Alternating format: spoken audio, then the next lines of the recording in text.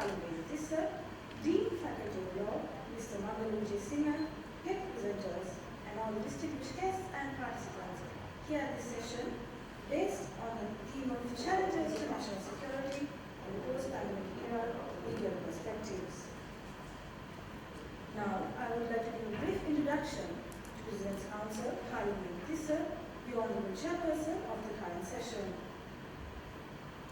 President's Counsel, Thilakarathna, was called to the bar in Sri Lanka in 1986.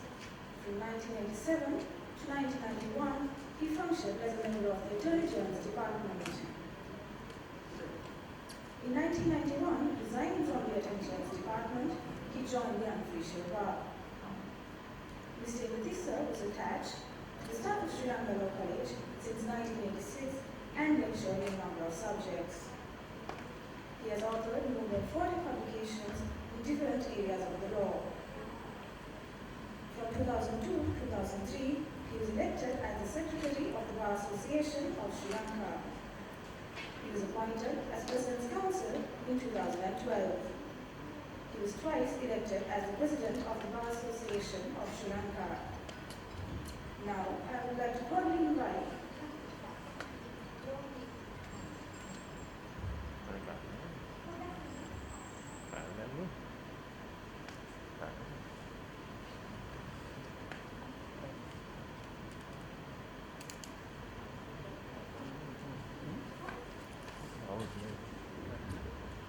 Good morning, ladies and gentlemen. On behalf of the Faculty of Law, I warmly welcome all of you to the 14th International Research Conference of General Sir John Gunathilake University. We feel honored to have the Honorable Chairperson of the session, President's Counsel, Kannangara, Dean Faculty of Law, Mr. Munasinghe, head presenters, and all the distinguished guests and participants here at this session based on the theme of challenges to the national security in the post-pandemic era legal perspectives. Now, I would like to give a brief introduction to President's Counsel, Thilakarathna, the Honorable Chairperson of the KAAN session. President's Counsel, Thilakarathna, was called to the bar in Sri Lanka in 1986. From 1987 to 1991, he functioned as a member of the Attorney General's Department. In 1991, resigning from the Attorney General's Department, he joined the unofficial bar. Mr. Thilakarathna was attached to the staff of Sri Lanka Law College since 1986 and lectured in a number of subjects. He has authored more than 40 publications in different areas of the law. From 2002 to 2003, he was elected as the Secretary of the Bar Association of Sri Lanka. He was appointed as President's Counsel in 2012. He was twice elected as the President of the Bar Association of Sri Lanka. Now, I would like to cordially invite the Honorable Chairperson to begin the session.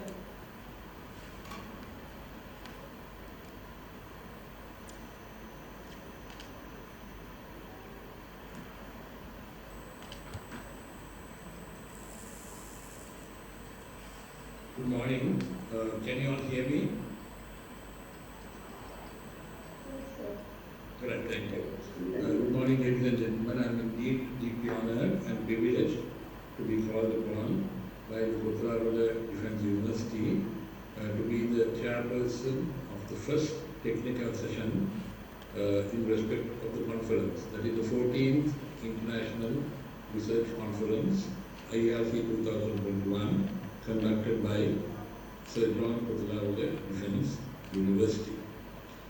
The topic that we all have selected this morning for discussion in respect of technical session 1 is an extremely important and an topic which is of contemporary relevance.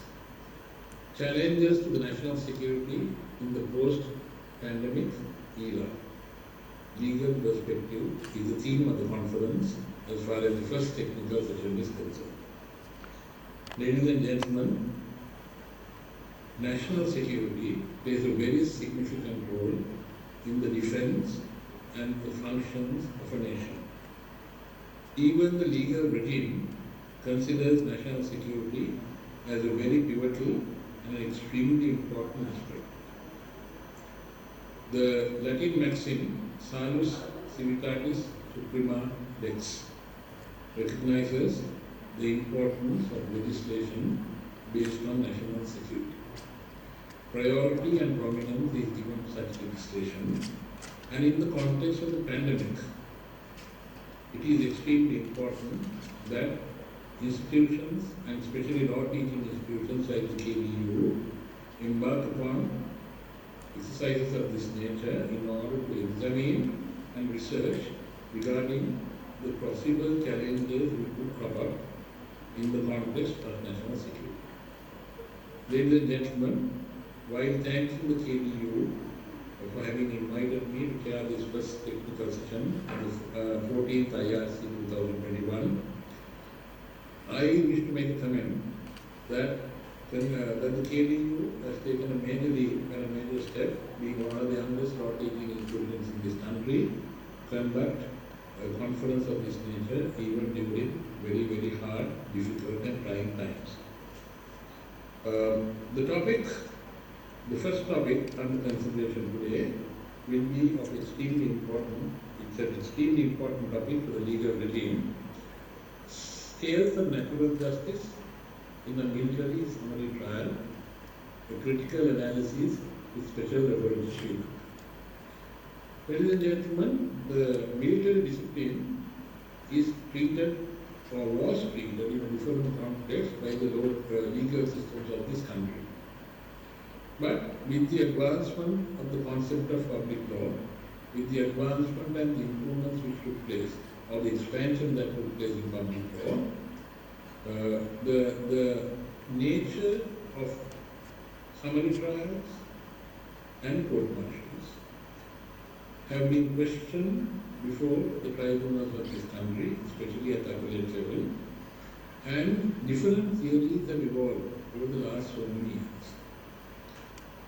If you start from the case of ex-Electricity Commissioner, 1926, where the origin of Victor Certiorari to quash decisions was identified.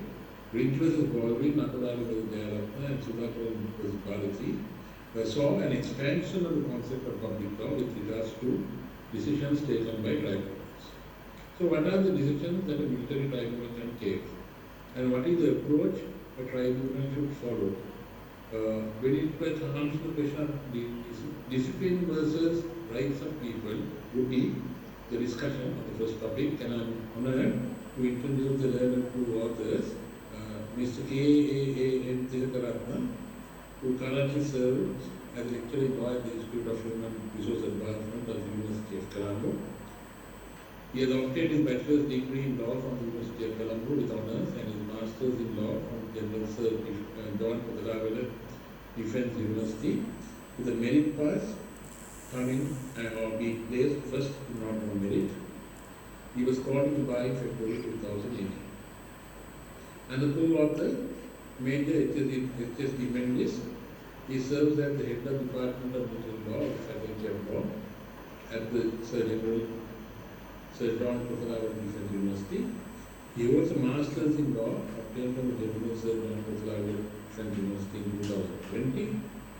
He was called to the bar in 2008 and possesses a wide experience, a significant experience as a legal professional in the field. His research interests include military law, space law, public international law, and private law. Now I call upon the learned two authors to make their presentation. Thank you.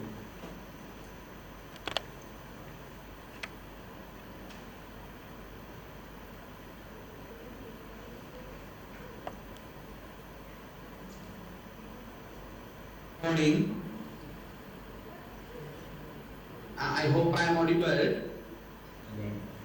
Okay, thank you, sir.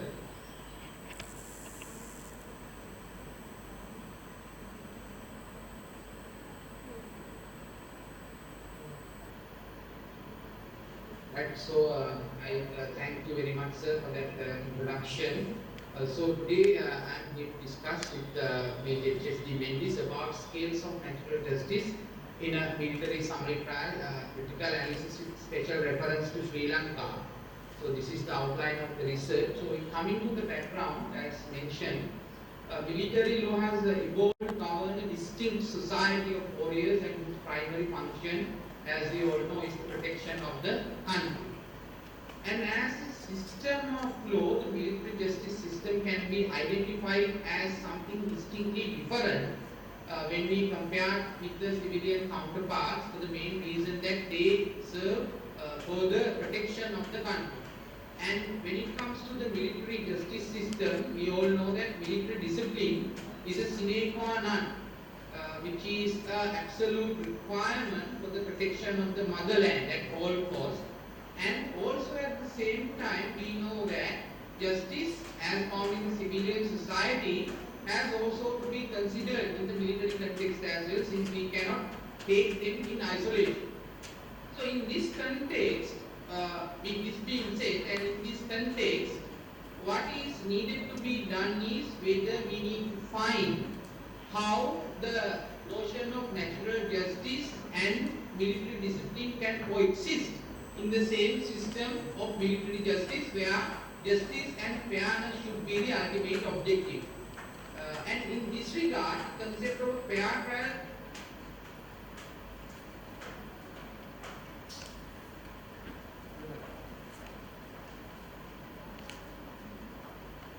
should become a paramount concern in a military proceeding, which is that research the main problem. Whether there would be any justification in changing the scales of natural justice rather than conducting a military summary trial. So this is the main question that we want to find answers. Therefore, we propose the objectives of explaining the existing law, critically evaluating the notion of natural justice, as well as to comment on the issue of tilting the scales of natural justice in a military summary trial. And in this regard, we use the qualitative methodology in conducting the research. And now, when it comes to the discussion, the military justice system in Sri Lanka, we can say that it is found under three different acts: the Army Act, the Navy Act, and the Armed Forces Act, which for the most part are very much similar to one another. There are being smaller distinctions, but for the most part it is very much similar to one another. And in this case of Thilakarathna and others versus Balachandra, it was clearly stated that when it comes to military discipline, it should be considered separately from the civilian justice system, and as a result, military authorities should have exclusive jurisdiction to deal with the matter, and also civil court, as much as possible, should not be involved in questioning or inquiring into those proceedings. So in this Sri Lankan context, the military justice system contains two main adjudication processes. One includes the summary trial and the other a court martial. When we are going to talk about summary trials, they can be considered very much as a critical part of the justice system. And the main objective of the summary trial is to provide speedy justice, where the nature of the offence and the circumstances needs to be addressed quickly. And according to Chris Giggs, talking from a New Zealand perspective, he says the purpose of summary trials is to provide commanders with a method of dealing expeditiously and simply with less serious disciplinary infractions. So this is also important to point out that the authority of the commander is also to be emphasized, since that is also a requirement in the maintaining of the discipline of the army. And now, according in this research, we have particularly emphasized on the Army Act, since as I told you that most of the legislations are in similar footing. So therefore, when we go further, Section 43 of the Army Act, it provides that the commanding officer has the power to deal with an accused where the punishment involved is a minor one, and he can then proceed to go ahead with a summary trial, right? But I want to mention one thing clearly, right? That when it comes to the summary trial, actually there is no reference made to as to what are the offences where a summary trial should be taken and what are the offences that absolutely warrants a court martial. But according to the military practice, when we talk about sections 95, 96, 98, 103 and 107 of the Army Act, which includes even granting or dishing out of the death penalty, those are as a practice not taken in a summary trial. They are always put to a court martial. Right? And that being said, right? While that being said, now in this case of Mendis versus Commander of the Army, the court also pointed out that according to these two sections 41, 42, right, that in case of a non-warrant officer in particular, it is necessary, not necessary to hold a formal inquiry even under the Army Act or to hold a court martial, since there is clear discretion granted by statute to hold summary trial and punish a soldier by reverting into a lower rank. Now, when it comes to conducting of summary trials, now there are two different things that we have to understand. Firstly, it can only be conducted against a certain number of people, especially a person holding a position which is below the rank of a lieutenant colonel who is not a warrant officer, right? And then at the same time, there are limits as to the amount of punishment that can be given as well, right? So when we are going to talk about conducting this trial, we know that conducting any trial, we know that the twin pillars of natural justice has to be followed, and these twin pillars include the two Latin maxims, audio altrum partem, meaning you need to listen to both the parties, and nemo judex in causa sua, which means that you should not be the judge of your own decision. And this has also been recognized, the right to fair trial has been recognized under Article 13 of our Constitution, also under Article 10 of the United Nations Declaration on Human Rights, and also almost all of the major human rights treaties, including the ICCPR, the European Union Human Rights Convention. All of these contains the provisions related to conducting a fair and impartial trial. So, when it comes to conducting a military summary trial, as I mentioned, there is no clear-cut guideline as to which cases should be taken in a summary trial and which cases should be absolutely taken in a court-martial. But as I said, there is this practice. So, in conducting the summary trial itself, while we say that there is a lot of discretion given to the commanding officer, there are some caveats which are utilized to ensure that the minimum standards of natural justice are preserved. For example, when accused is when a person is accused of committing a crime, he will be normally given 24 hours to prepare for the inquiry, and he will be allowed to gather evidence, collect witnesses, and even at times if it is found that the time was given is insufficient, it is also possible at the discretion of the commanding officer to give further time for his preparation. And however, there are some downsides here as well. One of them is requiring the accused to report to the place of summary trial by using a double quick march, which kind of gives out an indication that he is being called for an inquiry where he is bound to be an accused. But as we all know, in the civilian society, there is no such special procedures to take the accused to the witness box as well. And then when it comes to the punishments that can be given in a summary trial, we also know that if the punishment involves a forfeiture of pay or the loss of seniority, the accused will always be granted an opportunity either to proceed with the summary trial or to request for a court martial, in which event he will have more impartiality and the scales of natural justice against be applicable in a court martial as well.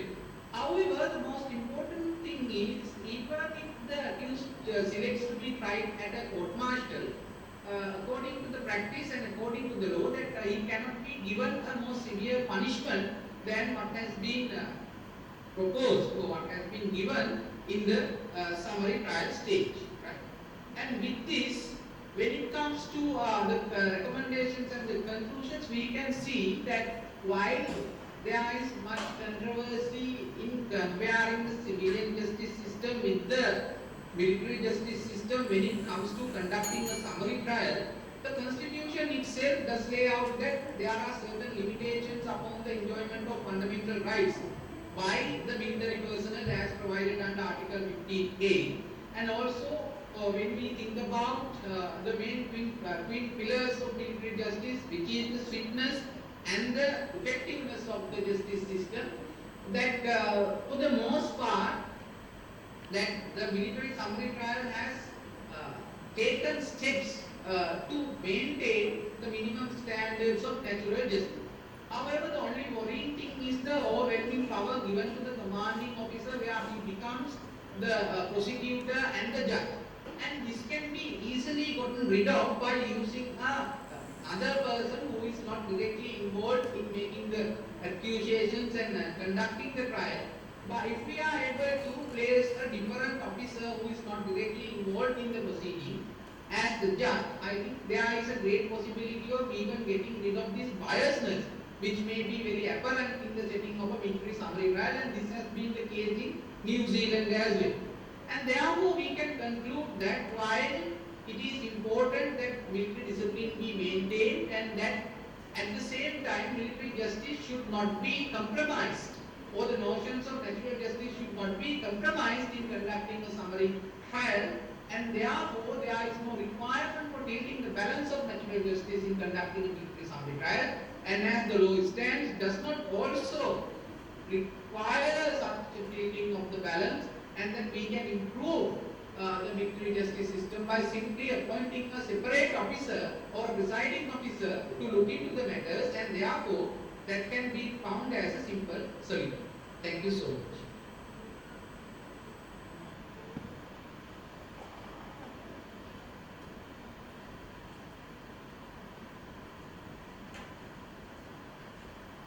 The scope and nature and in respect to natural justice, in respect of military inquiries.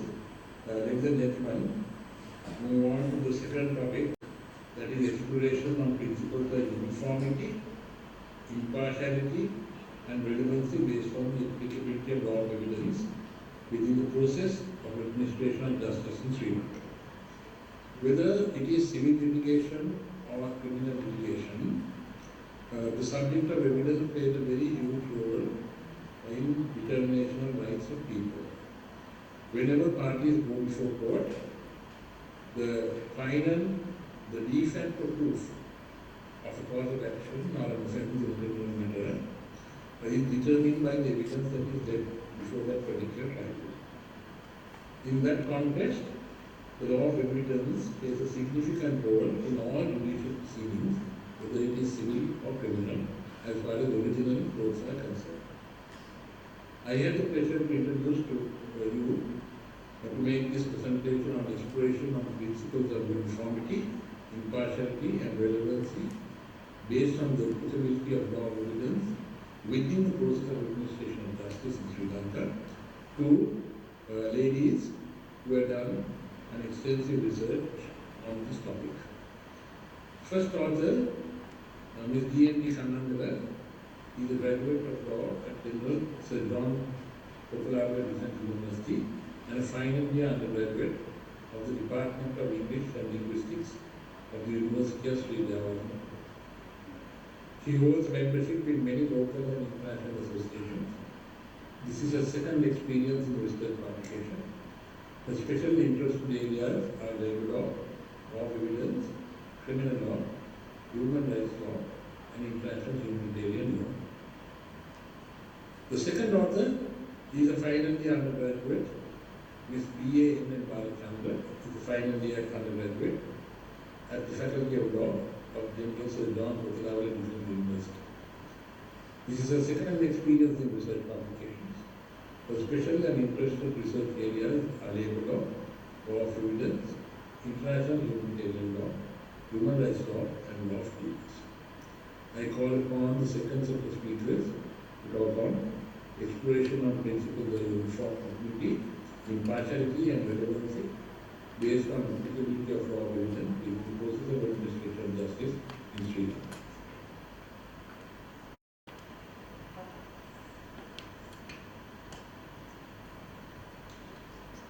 Thank you very much, sir, for that introduction. Good morning, ladies and gentlemen. Today, it has been observed that the system of administration of justice is quite problematic.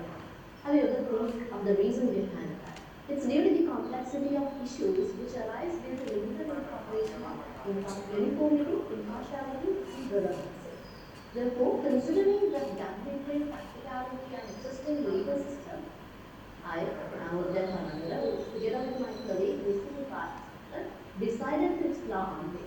So here is an exploration on principles of uniformity, impartiality, and relevancy based on applicability of law governance within the process of administration of justice. Providing you an introduction, the absence of incorporation of principles of uniformity, impartiality, and relevancy present in terms of judiciary create a room for arbitrary discretionary judicial decisions. Though the legal framework emphasizes on the spectrum of natural justice together with the concepts of audio important and neighborhood power, the discrepancy between the legal framework and its practical application remains the same. Now, ladies and gentlemen, this is what we address throughout our research. How administration of justice functions according to the requirements of uniformity, impartiality, and relevance. So, within this exploration, we explore on these three concepts, focusing on special statutory enactments of Sri Lanka together with reference to foreign jurisdictions as well. Our article illustrates how justice cannot be administered in absence of these requirements, while emphasizing on how law evidence provides uniform and comprehensive criteria in regard to reception of evidence. So the methodology we use within our research is method approach, and we refer these statutory documents throughout our research study. The Evidence Ordinance number 14 of 1895, Code of Criminal Procedure Act number 15 of 1979, the Constitution of the Democratic Socialist Republic of Sri Lanka 1978, and the process of interpretation of data is being done from this here. Moving on to the discussion, it's obvious that the applicability of law of evidence to the system of justice has acquired wide concern in the 21st century given the complexity of issues and socio-political interferences of other parties or the external parties and threatening the independence of judicial. So this is what we are talking about. The independence of judicial has been challenged due to socio-political interference. And Article 12 of the Second Republican Constitution ensures equal protection before the legal system without being subjected to any kind of discrimination based on race, religion, language, caste, sex, political opinion, birthplace. So within our research we explored whether this particular right to equality has been practiced or not in a practical sense, which means whether the administration of justice is being or not.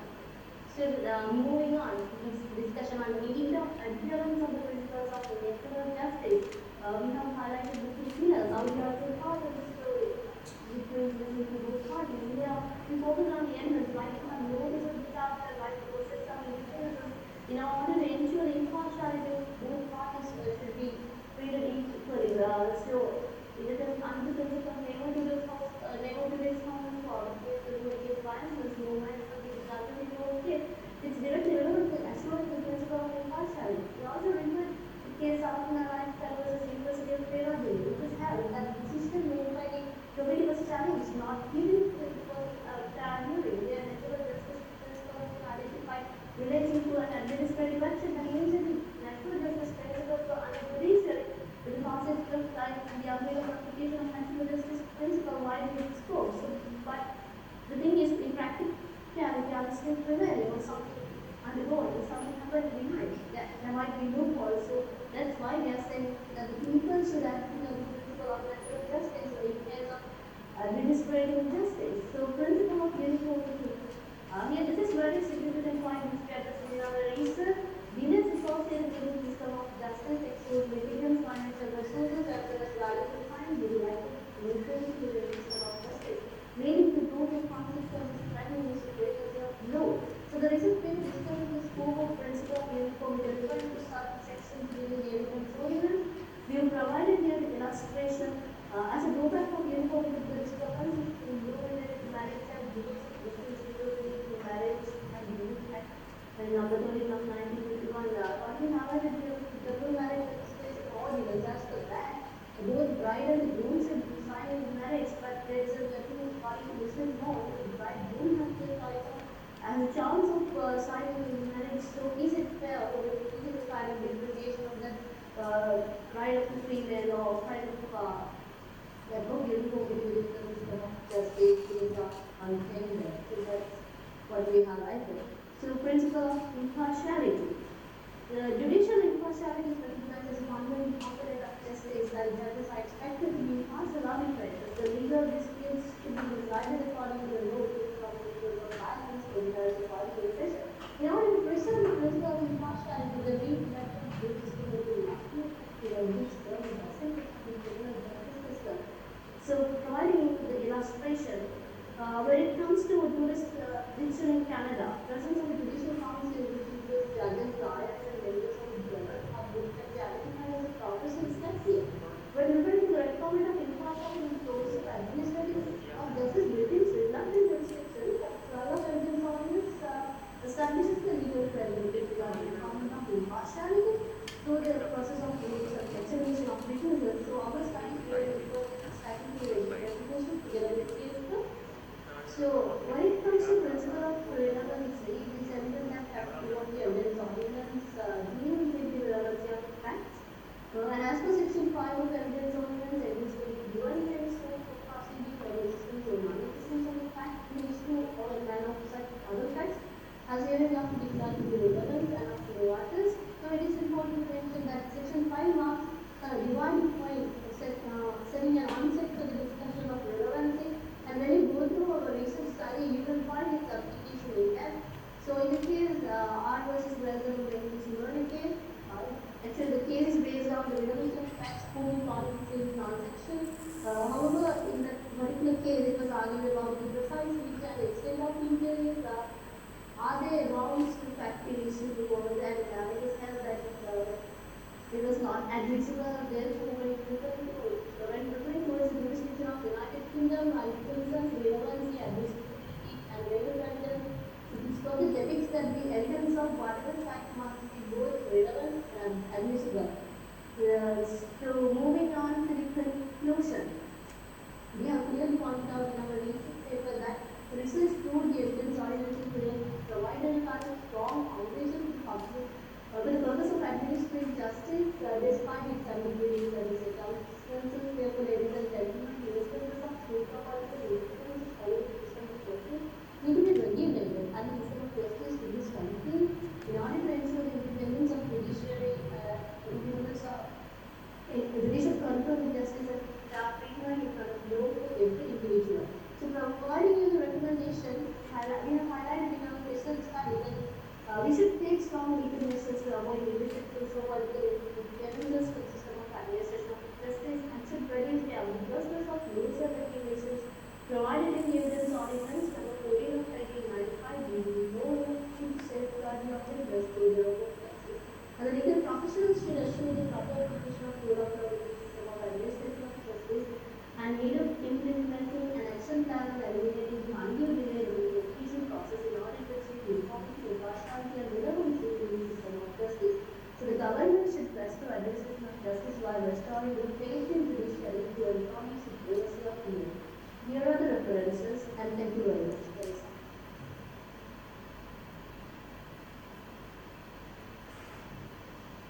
Thank you very much, Ms. Kannangara, for giving that insight with regards to certain reforms that may become necessary in the context of judicial administration through the principally identified laws of evidence. In the 5th century, in Greece, the word paresia was used to indicate freedom of expression. Freedom of expression was recognized by the First Amendment to the Constitution, the US Bill of Rights, and in 1791, and plays a significant role in a democratic society.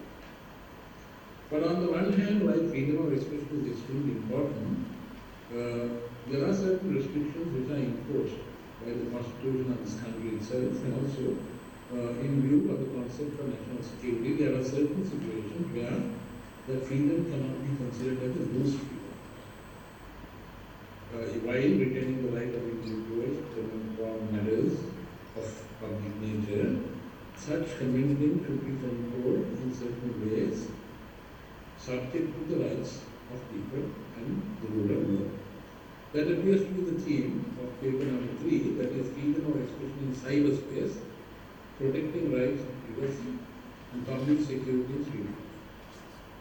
Ladies and gentlemen, I am delighted and honored to invite and introduce Ms. Madara Gunathilake to make her presentation on freedom of expression in cyberspace, which is the topic of content of relevance in the context of cyberspace being used by a lot of people in order to as a method of communication. Ms. Gunathilake is LLB graduate with a second class division. He had completed the bachelor's degree from General Sir John Gunathilake University. She is currently reading for the attorney for final examination at the Sri Lanka Law College. She has completed the internship under President's Council, Mr. Yuva Silva, my immediate predecessor as the President of the Bar Association of Sri Lanka. She is attached to his syllabus, and I call upon Ms. Gunathilake to make a presentation. Good morning, sir. Thank you so much. Honorable Chair and ladies and gentlemen, my research topic is freedom of expression in cyberspace, protecting right to privacy and public security in Sri Lanka. Cyberspace has become the most prevalent medium to express ideas in this 21st century. So, under Article 14 of the Constitution, freedom of expression is guaranteed and secured as fundamental right. Whereas right to privacy and public security are conflicting with freedom of expression in most instances. This most importantly comes to online media. This conflict is severe due to the unlimited opportunities available for public to express what they feel and share it throughout the world within a second. Right to privacy has not been given sufficient attention under Sri Lankan law, whereas no term gives. On the other hand, public security legislations contain both terms which are inappropriate to address the issues in the state. Focus on this study extends their online freedom to restrict the right to privacy and public security by analyzing the current Sri Lankan movement and providing recommendations for considerations through legal reforms to balance among these rights.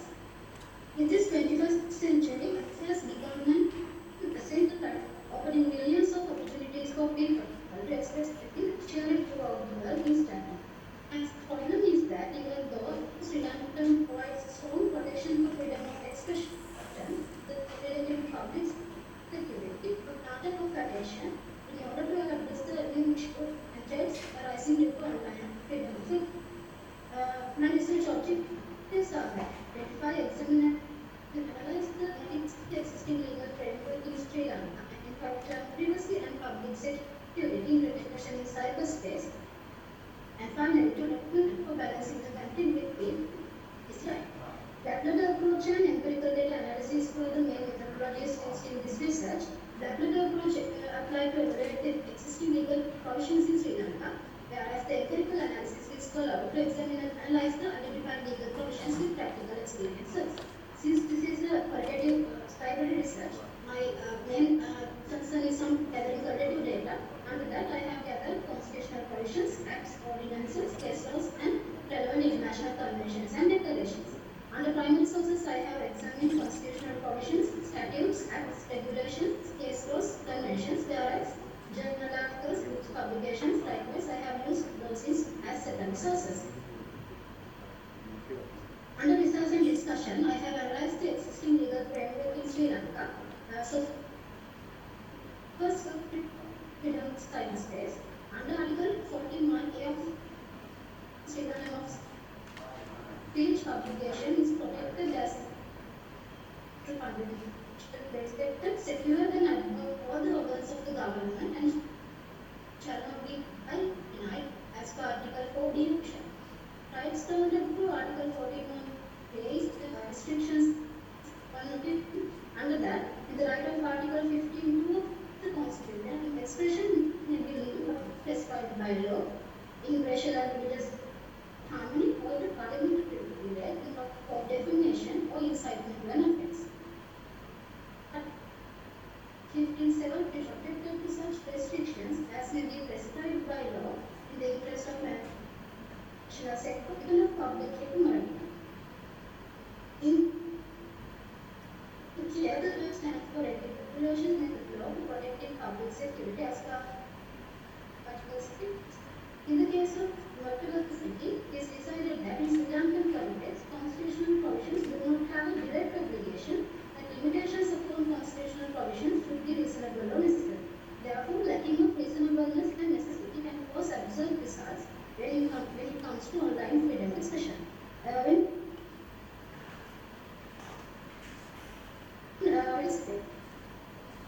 space. Privacy is not expressed to recognize. Also, there is no express logic that is initial for protective. There is no exact definition of privacy in the Sri Lankan law. The use of the term privacy is not felt until the cyberspace gets straight to it, mainly through social media. In fact, still there is no exact legislation that provides protection for privacy of an individual in Sri Lanka. In Sri Lanka, for that, computer is any person who had unauthorized access to a computer or unlawful disclose of information committed any offense under that against the national security will be subjected to penalties. Under Information and Communication Technology Act, it establishes Information and Communication Technology Agency, whereas the Electronic Transaction Act provides protection of yourself consumers.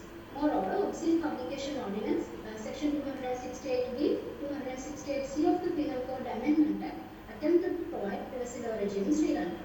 When discussing public security legislations versus freedom of expression in cyberspace, we can identify that national security laws in Sri Lanka can be separated into general laws and emergency regulations. Under Article 76 to 155 of the Constitution, it provides powers of the President to make emergency regulations and empower the Parliament to enact any laws relating to public security. Under Section 2 of the Public Security Ordinance, it provides where the interest of public security, protection of public order, maintenance of supplies and services, of emergency regulations can be enacted. Prevention of terrorism under Section 120 of the Penal Code to prevent the official public security law regime in Sri Lanka. I think freedom to express in cyberspace, we can identify that the introduction as a fundamental right in 19th restriction to right to privacy in the Public Interest Act of the Computer Crimes Act. It grants power to a police officer to investigate and obtain information or traffic data from a service provider, and it can cause violation of privacy offense under cyber law and lack of code of ethics to govern is clear. And even though the institutions like Sri Lanka's safeguard the people from potential attacks in cybersecurity matters, inadequacy of law related to privacy rights within the process. And most importantly, there is no specific penalty to offenders even if they get caught under the law against public humiliation. Defending people through online media is the modern method of destroying reputation of a person. As not like in offline media, there are several resources such as social media sites, Facebook Live, blogs, websites, gossip sites, and it can spread all over the world within a second. Absence of criminal definition to punish offenders in this context is felt as a weakness, as reputation has paramount importance for a person. In discussing the conflict of public security laws versus freedom of expression in cyberspace, we can see that emergency regulations, PGA provisions, and other national security laws have been subject to criticism upon their inadequate connection with the objectives and all-comprehensive nature. Still, the Sri Lankan courts do not provide a strong opinion on how these provisions are applicable in online context. It is true that government is monitoring the activities of Facebook users, such as incident of insulting individuals, criticizing the government, spreading harmful statements, using special teams, but still banning and blocking the access to websites or social media will restrict the free enjoyment of these sites. Millennium Cities Canal occurred in 2002 can set as a popular example for conflict of freedom of expression and public security. Then moving to recommendations, I strongly believe that reasonableness and necessity should include as the base of restrictions upon Article 14(1)(a) of the Constitution, and the narrow scope of the 14(1)(a) must be overturned as against Article 19 of the ICCPR provisions. Moreover, right to privacy should be included as a fundamental right, or it must directly link with an existing fundamental right. The term privacy should be defined according to the culture and social needs of the people in Sri Lanka, at least to provide a minimum protection. Criminal defamation should be available even only for serious instances which causes psychological trauma to people in online context. Obligations of the service providers, authorities to monitor the cyber networks must be increased. Moreover, Computer Crimes Act should address the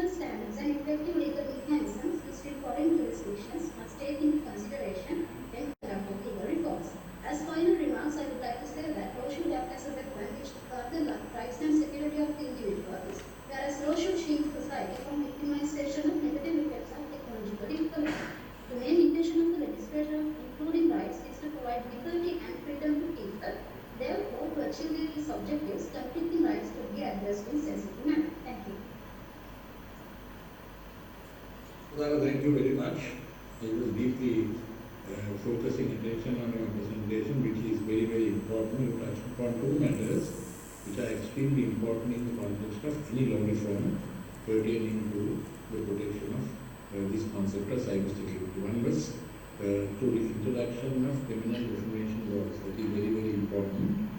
And secondly, you talked about something which has been lacking in our legal system for a long period of time, the recognition of right of privacy.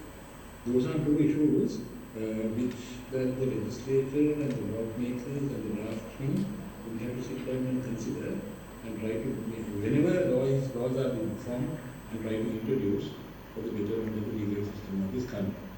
Now, ladies and gentlemen, now we move on to the next topic, which is of contemporary importance in the context of the increasing number of accident cases which are taking place by reason of intoxication or intoxicated driving.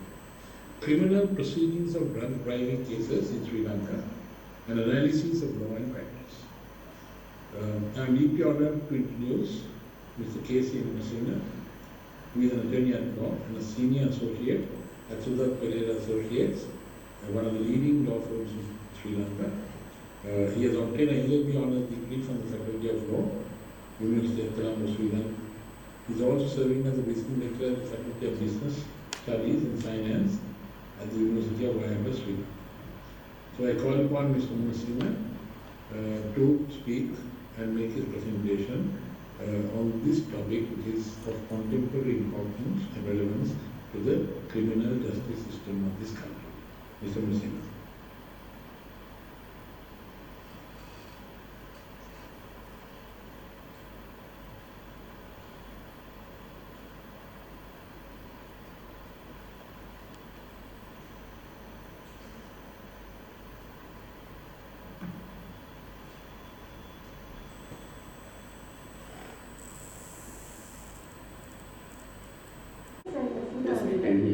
Yes. I'm sorry, ladies and gentlemen, there are just a small technical issue on the first technical session of this conference. Mr. Munasinghe is seemed to be having a problem with the microphone. So in view of that, I will now move on to the next speaker and then come back to Mr. Munasinghe when this to be adjusted.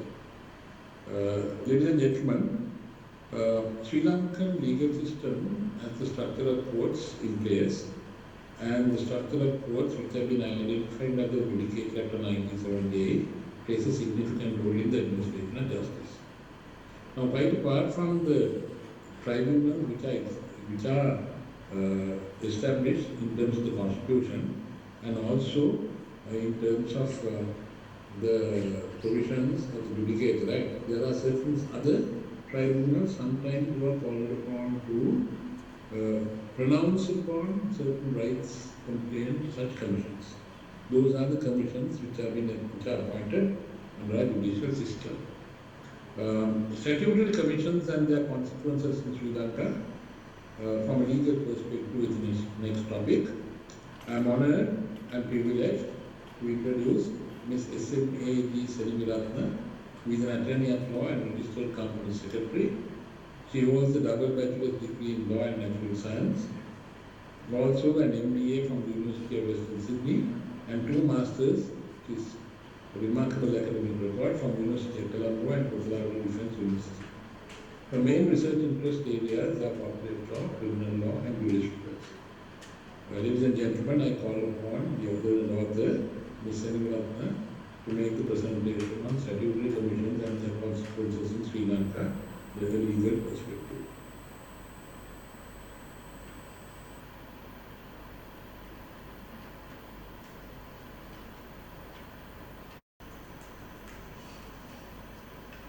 Very good morning to the session chair, distinguished guests, my colleagues. I am Gunathilake Senevirathne. My research topic is statutory commissions and their consequences in Sri Lanka, a legal perspective. This is the outline of my presentation. It covers 9 main areas: introduction, background, research problem and questions, objectives of the study, research methodology, finding, recommendation and conclusion.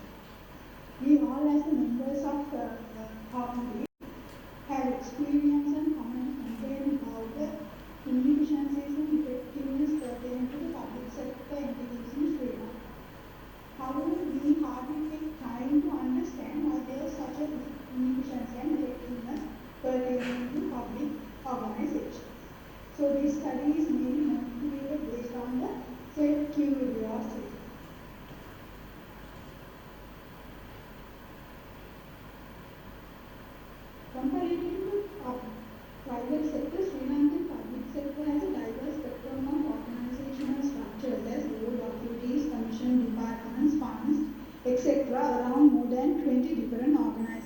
structures, whereas private sector may have a maximum of 5 different organizational structure types.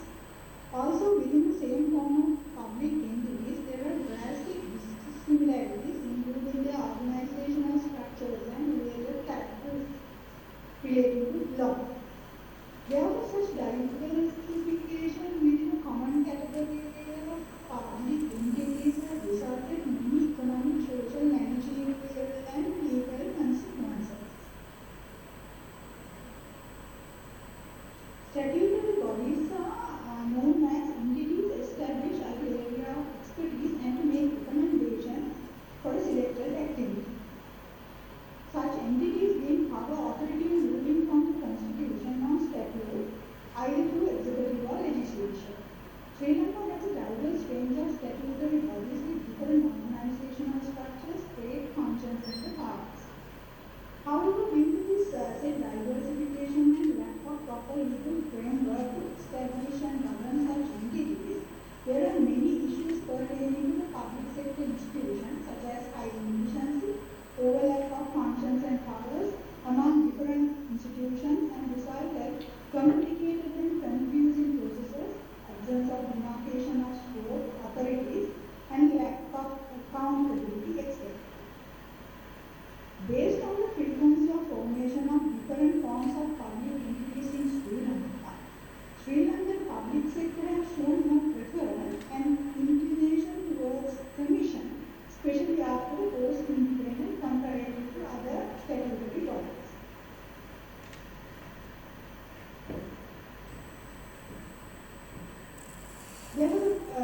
And when we take the purpose of a commission, it is mainly intended to provide unbiased expertise.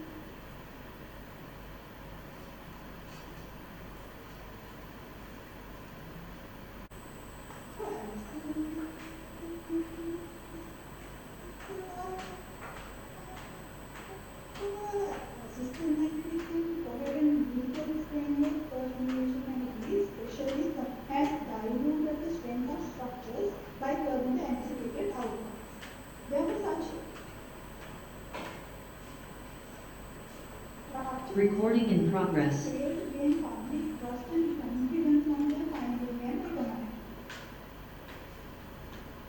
The recommendation means ideal commission of inclusion and recommendation without a panel of convenience. However, domestic commission has shown that the overlap between the legislation and executive branches where those two statutes are enacted by the parliament, but these commissions are formed on the discretion and the powers of executive.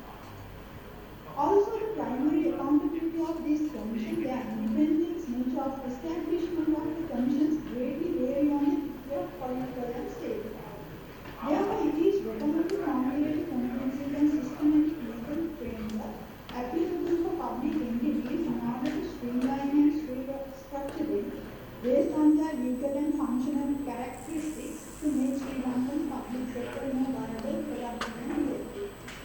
Hence, it is recommended to address the present bill clause in statutes with formation and function of commissions in Sri Lanka. So, I would like to conclude my presentation with these remarks. The legal status and governance of structures of statutory bodies has been described as a simple puzzle in administrative law, and they are very ideas in print. Hence, it is vital to formulate a systematic legal framework to regulate all these categories of public institutions to establish effective public sector in Sri Lanka. Also, it is necessary to form a central authority or regulatory body to monitor and maintain the consistency among different categories of public entities as well as entities falling within the same category in order to ensure that each and every public entity function under a systematic legal framework. Also, present domestic commission should be segregated under permanent and temporary subcategories based on their specific purpose to manage such structures more effectively and to conclude their assigned goals and tasks within a stipulated tenure and budget. Also, legislators and executives should adhere to the principles of arm's length to ensure independence, impartiality, and autonomy of such commissions. Hence, legal reforms need to address the above issues to overcome the present limitations, which undermine the willingness of public to engage with these commissions and to raise the public confidence and on these public entities are trustworthy, transparent, and impartial. Thank you, and these are my references. Thank you for listening to my presentation. Well, ladies and gentlemen, that concludes the presentation this morning in technical section 1. Unfortunately, the presentation that was supposed to be made by Mr. Munasinghe, KAAN cannot take place due to technical difficulty. So in that context, I am thankful to all the speakers, including Mr. Munasinghe, for the time taken away to make their presentations. And some of the ideas which came through by listening to the learned speakers would be extremely sterling ideas which could be used by any at the point of any law reform. Ladies and gentlemen, I now move on directly to the question and answer session. If there are any questions, you can pose it to me, identifying a particular speaker who is expected to answer that respective question. Yes, sir, I have a question. I'm Dr. Rodrigo. Yes, yes, doctor. Yes. Good morning. Yeah, good morning. Good morning to you. I have a question from the first speaker, first presenter, whose presentation is very interesting. That is Mr. Thilakarathna. That is the gentleman of students who are Scales and Natural Justice in the Military Summary Trial. In fact, you know, dealt with all the aspects of required, but I thought of asking you a question on how the Constitution has struck a balance between two important needs. On the one hand, it is necessary to ensure that any person accused of an offence is ensured of a fair trial. Now, this term, any person, includes not only civilians but also members of the armed forces. But unfortunately, there's a misconception among the general public that members of the armed forces and the police department are not entitled to fundamental rights because of the restriction in Article 15(8). So I think many people, they have asked me questions on this matter. So therefore, I think it would have been better if the writer had taken steps to clear this doubt as well. Apart from that, it was excellent. It was an excellent paper. Yeah, next, is Mr. Thilakarathna around? Am I audible, sir? Yes, we are. Okay, right. Actually, that was a great question, sir. Now, actually, I think the misconception, as you said, has to do with sometimes with judicial decision. Because I mean, we had a go. We had a period over like 30 years. And during that, I think some of the expertise has been, right, when we were interpreting the limitations that were given to the fundamental right, sometimes, like in the very beginning, actually, like there was some kind of tendency to interpret the rights, right, while they were interpreted in an expansive manner, but the limitations were given prominence. Now, just for an example, but we look at the income judgment way back in the 1980s regarding the right to retrieve information. While the judiciary recognized the existence of such a right, but nevertheless, the ultimate decision was based on the fact that the defendant's regulation is prohibited. Those kinds of applications were justified in the name of national security, the safety of the country. But as you correctly said, sir, now even for a legal person, the right of a fair trial cannot be abrogated because that has to be there. And that is a fundamental thing. But unfortunately, the wording itself now, the Constitution, I mean, we are talking about the framework and within the law that existed, has had something to do with this infrastructure because we not having the right for a fair trial. But when we inquire the procedure that is adopted in the military tribunal, though we say that the commanding officer has a overwhelming power, but when we look at the court working, especially where the punishment because of forfeiture of the pay or demising the rank, if the rank is going to be lower, he is anyway given an option to go for a court martial, which is much more important than a summary trial. But in that case, I think there is some kind of balancing out as well. But ideally, as suggested, I think a proportionality approach would have been a better approach to consider the limitation and the rights. I think this was proposed in the Sunila Abedekar case, which was again decided in 2000, regarding importing of print media.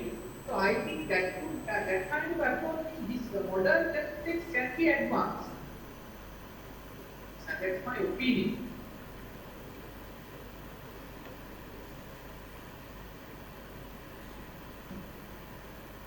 Am I audible, sir? Yeah, you are audible. Dr. Rodrigo, are you happy with that answer? Yes. Because Article 35 on guarantees a fair trial in every sense, as you like to say. 33. And 33. And it also identifies in expresses both are the requirements of fair trial to identify. And as you say, when you consider the expansion of the realm of public law, when you consider the rights of people on the one hand, and the discipline of force on the other hand, the concept of rights of people has been enhanced by the courts and the judicial leaders over the last few decades. So I believe, as the learned author spoke, and as you indicated, there should be a balance between the two, which has to be retained in any legal system. Thank you very much. Any other questions, please? So I have a question, Ajay Surya. Yes. For the first speaker, may I ask Yes, a question? of course. The first presenter mentioned that there was no guidance on what offences come within a summary trial and that of a court martial. How does this compare with the other jurisdictions?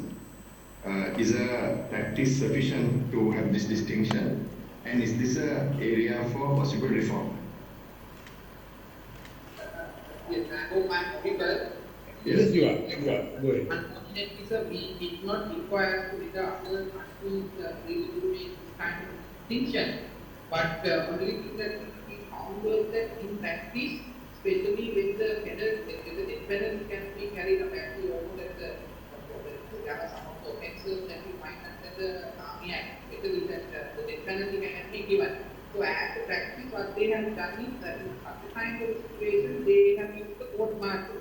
But I think that's another area that I will definitely look into whether with compared to other jurisdictions, whether there are clear-cut difference between what kind of offences that can be tried in a court martial, in a summary trial, and what are the offences that can be tried at a court martial. But in any event, when we talk about the summary trial, the offences there, we are very clear with the fact that if they are going to give any punishment, it is going to either result in forfeiture of pay or lowering the rank, that they have to definitely give an option to the people whether they want to proceed with the summary trial and get the thing finished, or whether they want to proceed for court martial.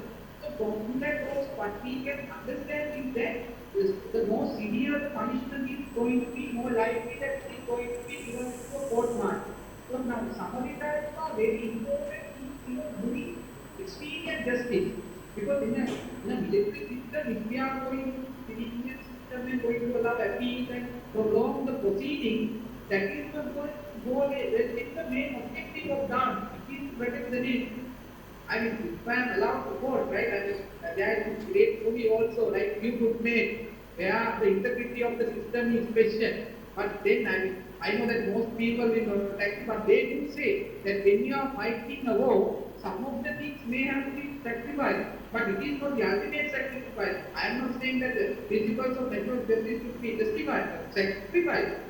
But we have to work on some of the limitations in order to enhance the ultimate security of the country.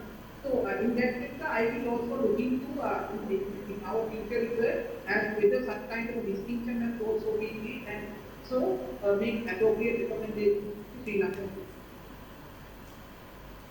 Thank you. Ms. Amarasuri, are you happy with the answer?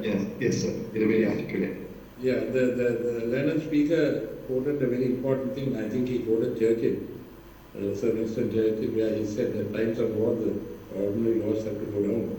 That is the basis. But the only thing is, we will have to have a relook at the three military acts also, Army Act, the Navy Act and the Air Force Act, in the context of the developments which has taken place, I believe, in the law related to the public law concepts. Any further questions, please?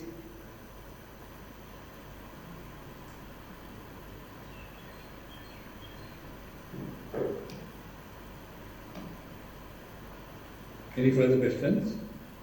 May I ask a question from Madara, who presented the third paper, and Dr. Rotten. Yes, Doctor. That is freedom of expression. Yeah, her paper was on freedom of expression.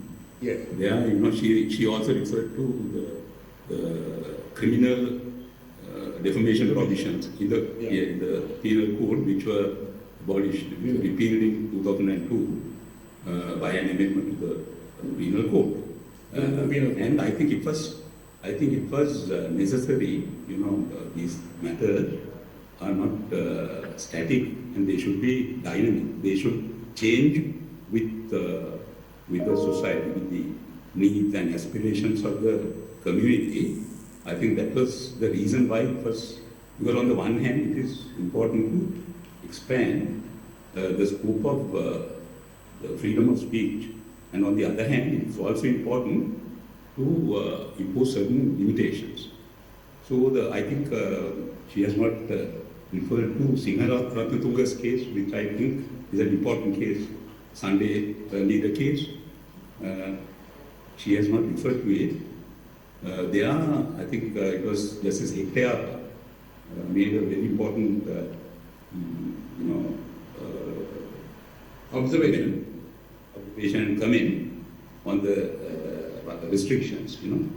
I think it is his comment is very much similar to Chief Justice Nayak, who made such a comment long ago in 1950s, saying that the press does not have special privileges to break the past of people. I think it was in 1950s, long ago, which I taught my students at law college, on professional ethics also. It's very important. Just because you have a right or privilege, you can't go to the extent of abusing it. So in Thilakarathna's case, the chief editor of Sunday Times was found guilty of all the counts. So I think that cause should have been pointed out by the right. Thank you. She had limited time, I believe, because Thilakarathna's case was turning point on the law of criminal defamation in this country, because in terms of that consequent to that judgment only, Dr. Rodrigo, the penal code was amended subsequently. I agree with you that you have to review certain laws periodically. At the same time, on the comment that you made, yes, freedom of expression is important. At the same time, it must respect other people's rights. The problem that the learned speaker Madara was dealing with was with the cyber law. To take Facebook and the social media, you can go to town, and there must be some control. Only thing is, Dr. Rodrigo, I would like to say this from the chair, these issues arise when the country lacks discipline. There must be discipline in the nation. Unless the people respect the concept of discipline, so certain things, small things like, respecting people, not attacking people from a bad way, those are inherent things that you bring from birth or from home.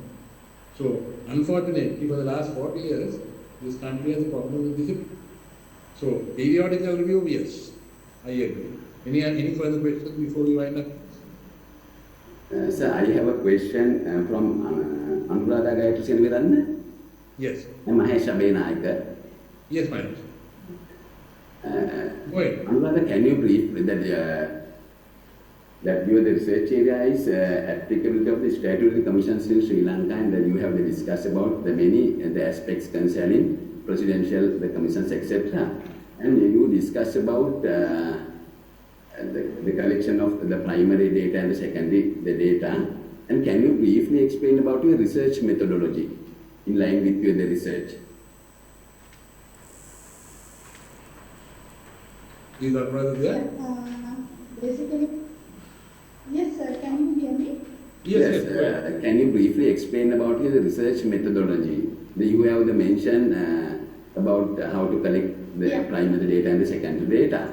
That your literature review part also, the excellent, you mentioned the many ideas, you submitted many the recommendations as well as some ideas about the presidential commission. Briefly explain about the research methodology part, how to do it. Yeah. This is mainly comes under the domain of qualitative approach, sir. And I utilize primary data and the present constitution and the direct statutes relating to the research and the examination. And I use case laws as well as authoritative text to reconfirm whatever my findings. And I use the critical analysis approach, which means that when we take any text or a case, rather than reading from the very literary sense, I use some sort of like a social dimension to analyze the given text and relating to the issue I am discussing. So it is more of comes under the school of critical analysis, which formulated by University of Chicago. It's a broader it's like a form of different school of thought, that when we take some sort of a statute or a text, how to connect with the exact original purpose and the present application in order to find the variance. That's the basic my methodology I use for the studies. Thank you. Now you are based on the qualitative approach. Can you briefly explain about how to analyze those primary and the secondary data? Yeah, now it's like when I use take example like the Constitution. If I take the article given in the Constitution and I compare with that with the related statute, and I'm using the respective case studies and the authoritative text. And when we analyze these four sources, obviously we find certain variances, because the originally what it's meant and how it got deviated when it comes to the statute, whereas when it comes to the operationalizing and how people have seen, there are different four aspects comes under this critical approach. So with that, it shows like whatever the legislature intended at the very initial stage might not practically be happening at the very ground level. So there's a variance. Yeah, that's good. Okay, I understood. Yeah, thank you very much, ladies and gentlemen. I'm afraid that we have to conclude the first technical session at the moment, because we are running behind schedule. Well, ladies and gentlemen, it's an honor for me to be invited to chair this first technical session by the KBU, and I'm grateful for having invited me to chair the session. I'm thankful to all the learned speakers and the coordinating team who have taken a lot of efforts to put this event together. Thank you very much, and have a good day and stay safe. Thank you. I would like to thank all the presenters for sharing with us your immense knowledge. I now invite President's Counsel Thilakarathna sir to conclude the session.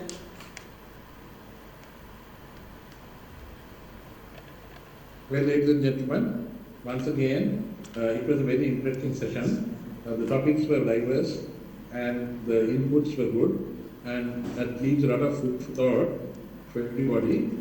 So therefore, I'm grateful to the speakers, and I congratulate the KDU for having put this event together. It's a symbol of their effort to contribute towards legal development in this country. Thank you very much. I conclude the session, technical session. Thank you. Thank you very much, sir. It has indeed been a thought-provoking and enriching session. I would like to thank the Honourable Chairperson and all the presenters for their esteemed presence here at this session. Ladies and gentlemen, with that, we conclude the first technical session. The technical session 2 of the day will be commencing at 10 a.m. Kindly use the same link to join the session.